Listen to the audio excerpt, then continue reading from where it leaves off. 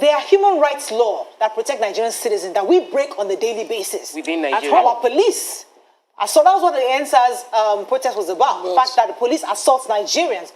We assault each other. A boss would assault the security guard because he thinks, oh, he stole my umbrella. You know, we do this to each other all the time. So the question, therefore, is, we do this to ourselves. Now, and a foreigner has treated us exactly how we treat each other, and it's becoming a problem. Why is this such a problem to us, Nima? Sometimes you embarrass yourself. Sometimes you do. But when you watch another person embarrass your family member, it go pain you. Then you will know that what you have been doing is wrong. Right. So we know in Nigeria, we had a national against us movement to stop the level of abuses. It has not changed because we don't think the will is there to change it overnight. But we can. I cannot say because they do it here, I find it funny that it's done somewhere else. Yes. And around the world, because when we try to excuse it and say, well, it happens at home. Yeah. Some people say life is cheap in Nigeria. And then so we'll sit down, we'll see a video. I don't know if that video was Nigerian, but I saw a video where Asians, boys, about 11 of them, killed a girl, putting something on her head and hitting on it. Even if she survives it, she can never be normal. She will have lifetime neurotic problem.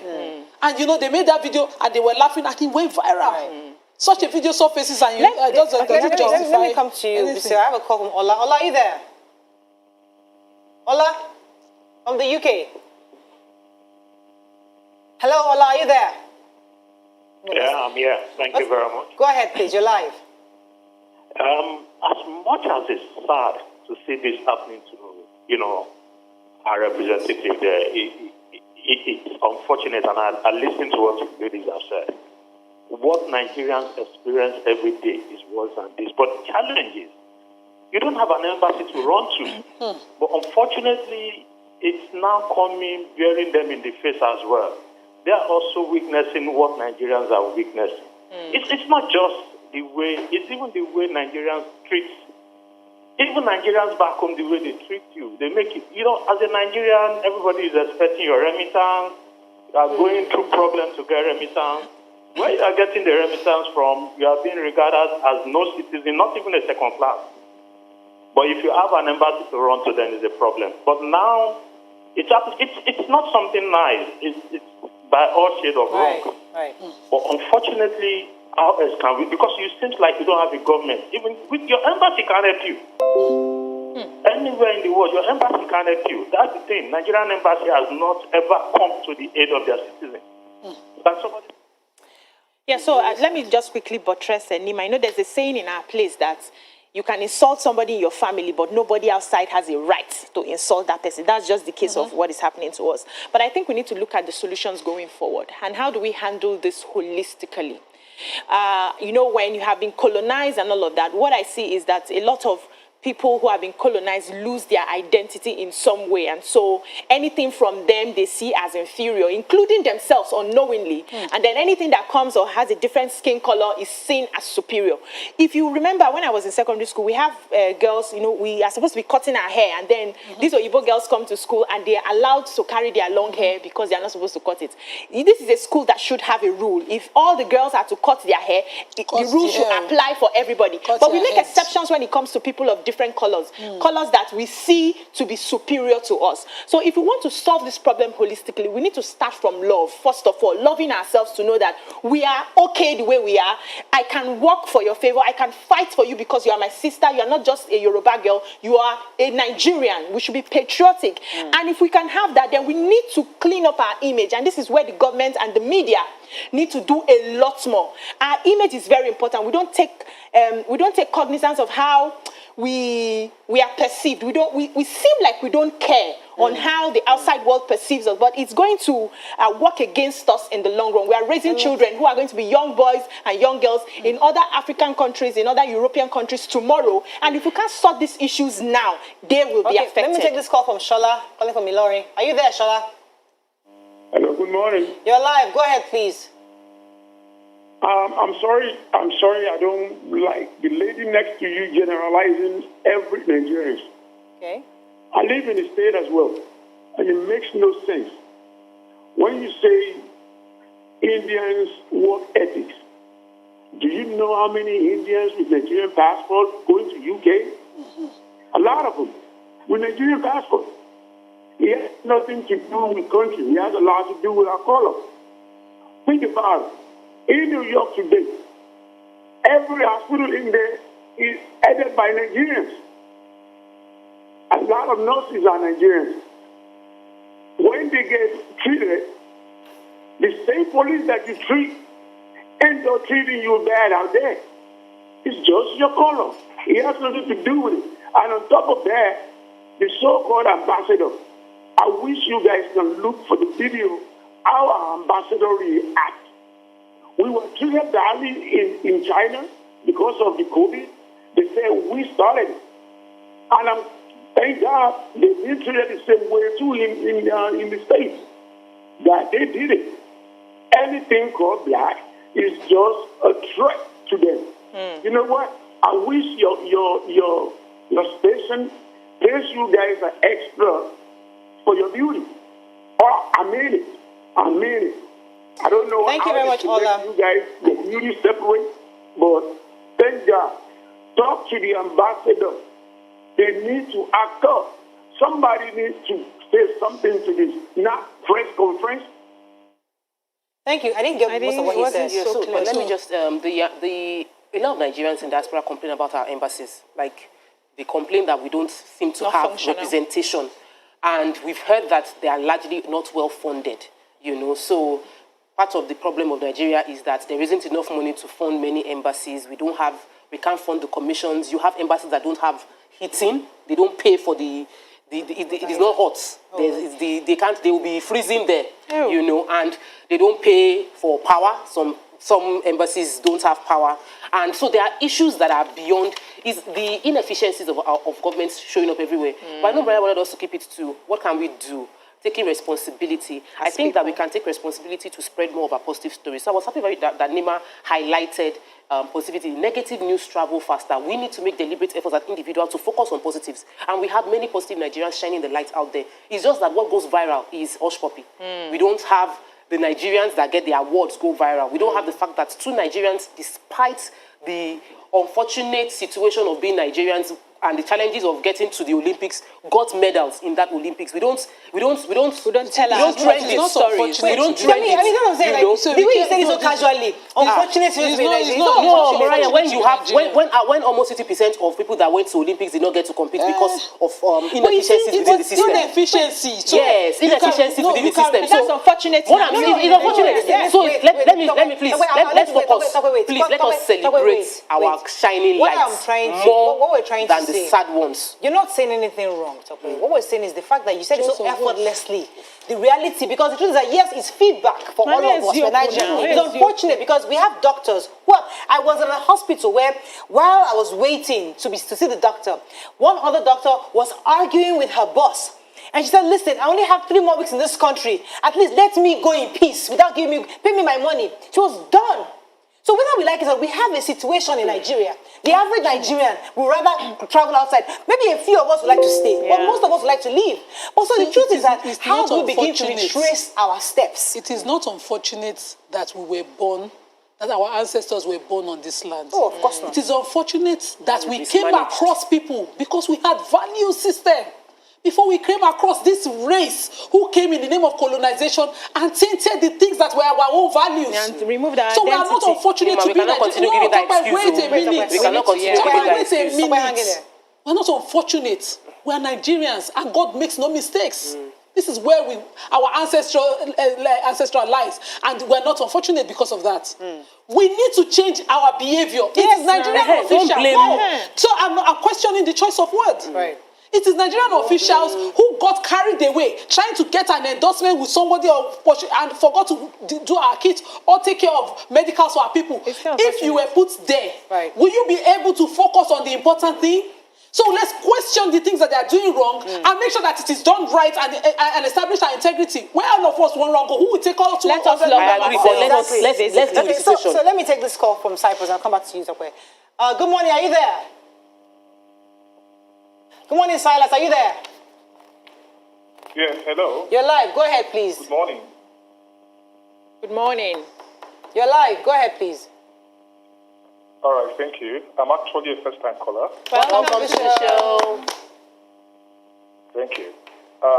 Yes, I would say that any treatment that Nigeria sees outside Nigeria is actually because of the kind of picture or the kind of name we are giving ourselves in the international space. First of all, I would just like to make a reference to the case of Abba Kyari that has attracted global attention because it concerns the U.S. For example, we saw how Nnamdi Kanu was brought back to Nigeria without due process. And this is the same country that is also trying to follow the due process in the aspect or in the case of Abba Kyari, which the government of Benin Republic has refused to extradite or to bring back Sunday Igboho, stating the fact that Benin Republic has a law and that law must be respected.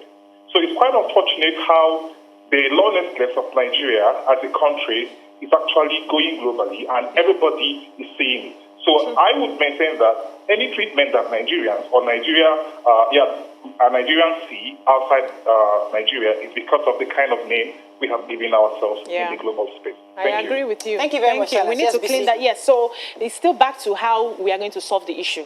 Because if you keep talking, we know all the issues that we have. We know how we treat ourselves. We know how we don't have laws. We know how we don't have, our systems are not efficient. We know how they rather collect bribe than institute what would guide us and even our foreigners. And we know how these people, they are smart. They come into your country and they take advantage of your failing system. But we need to fix it. And we need to start by building our image. And one of the things we can do is, so we know that bad news travels fast.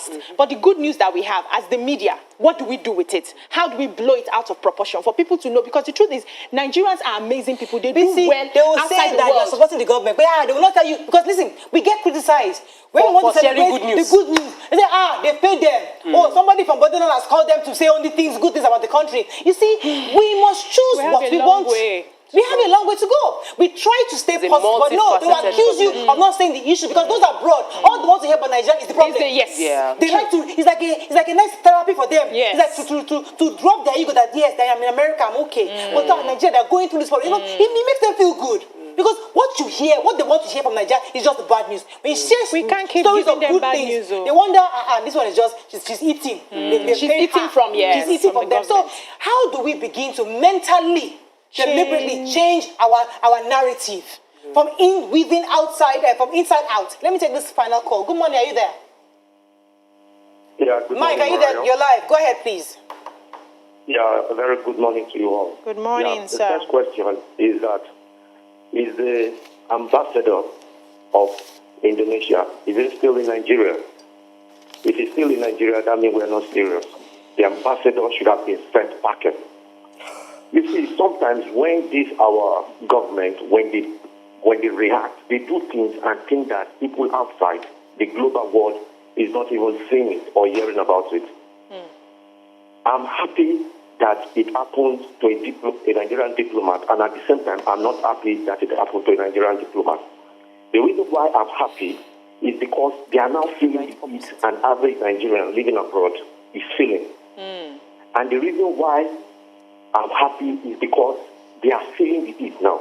Let me tell you, if that thing has happened to just a Nigerian, the Nigerian ambassador in Indonesia, they will just like, he's Nigeria, that's how they should deal with him. He will not even find a way. Thank you, Mike. You're right. So many Nigerians go through this. I would like to go back to what Nima had said earlier. Because the truth is we have nowhere to go. We have nowhere. Let's look around us. How many of us can make it to Canada? How many of us can make it to the United States or Australia or the UK? Even if we do, your family members will still be here. You know that comment, one person will go, but your family members are still here. We have absolutely nowhere to go. We have to make it work. I think we need to deliberately begin to close our eyes and ears to what people want us to say about ourselves and begin to see what we want to project to the world. We need to deliberately change that narrative and let people know that, listen, yes, things are difficult, but somehow we can make it work. I've been hearing this about for 20, 30 years. It also has to come from a happy place. So if the government can give us the basic amenities, as basic as water, light, road, education, healthcare, people will be happy to speak positive about the government. People will be happy to focus on the positive. We are hardworking people. We are very hardworking. So if we have the basic things, we can build our economy. The government will be borrowing from individuals in this country. If you just give them an enabling environment, that's all we're asking for. I need to applaud. I'll come to you, but I need, somebody was reminding me about something, saying that we said, oh, Nigeria is bad. Nigeria has almost always been bad. That even when this is a 6-year-old person, when she was growing up, that her parents, some people got the opportunity to go abroad. How many people got the opportunity to go abroad? We have to say, oh, Nigeria used to be so good. People went abroad to go and get educated. How many? There were still poor people amongst us. The economy still didn't develop the way. We're talking about the granite pyramids, but how many people benefited from that? So the point is that we have a systemic issue that needs to be fixed, and that's what we're talking about here today. I need us to acknowledge people that have taken responsibility for the lapse in our society, and one of them is Pastor Kunle Gab. Nima shared the story over the weekend, and I watched the video, and a part of me was like, I beg, man, survive yourself. But there was a passion with which he was fighting for the territory of Nigeria, and he was arrested in Benin Republic, and he's a missionary who felt like, I must hoist Nigerian flag on Nigerian soil. Benin Republic cannot take over Nigerians and take over Nigerian soil. And there was so much passion that I was inspired as a Nigerian that this man he's just one person. He believes in it. He studied the history. He got documents. He was fighting custom, calling custom to come and do what they're supposed to do. They're calling immigration to do what they're supposed to do. That is the kind, we need to publicize those. Those are the stories that should go viral. Those are the stories that we should see and teach in schools. And that even if things don't go right in your country, you can still speak for your country. You must still love your country because you are not, there's no error in you being here. You are a solution to the problem you choose to take responsibility for. Okay, we have to wrap up. Nima, your final words on this. You have to wrap up here. I don't even know. Let me just say this. Do you see this laugh that some people laughed at Pastor Kunle Gab's story. In fact, some people found it ridiculous. This one doesn't have work. Wow. It's not food, that is the next thing. It makes us lose focus. We are the ones who don't have deep thinking. When you find such treatment that I had to endure, funny.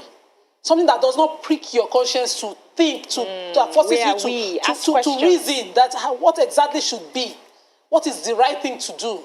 So we should get to that point where we start to ask ourselves, yes, we all want basic. I want to hammer, I want to be everywhere. But after it all, after you've taken this whole thing, what exactly do you need? And what exactly do you want to leave your children? How do you want? I don't want to leave this world and see my children being treated like trash. If I can look back. So all the things we are gathering, all these things we are gathering, that we are not thinking of the entire nation. The people that have gathered it in the past, see where they left us. Their children too will suffer for part of it. Even as a diplomat, somebody will now press their face, they'll be shouting. So think deep. My prayer is that it's coming to the bad leaders, their children's children eventually, because that's how we got here. If they have built a system of dignity for the entire nation, everybody will say, they used to curse Babangida and say, oh, this guy, the man is 80 years old today. So, I must say that so he has owned it up. So you should think about it. On Monday, I was heavily bashed for saying that we should still remain one as in Nigeria. And when I say heavily bashed, Morayo, when I say heavily bashed, like it was heavy bashed. It touched me too. The bashing touched me. I said we should remain one Nigeria. And I say it all the time that I'm a Yoruba girl married to an Edo man.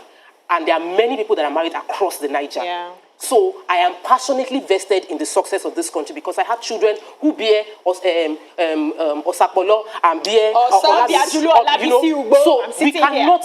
Where do I go? We must focus on the growth of this country. And I say it every time on my live shows, that on my social media, that in my lifetime I will see Nigeria succeed. Because I cannot die in a country that is this broken. God will make me a solution. And if everybody decides to be a solution one way or the other, we will see Nigeria get better. Thank you very much. Thank you. So I also want to add that the change we're going to see is from inside out. Really. Yeah. There's no help coming from anywhere. No. Even our colleagues that are abroad, really, there's so much they can do. We are the ones who must set the pace for the development that we seek. That's all we can take on the show today. We'll see you tomorrow. Bye for now.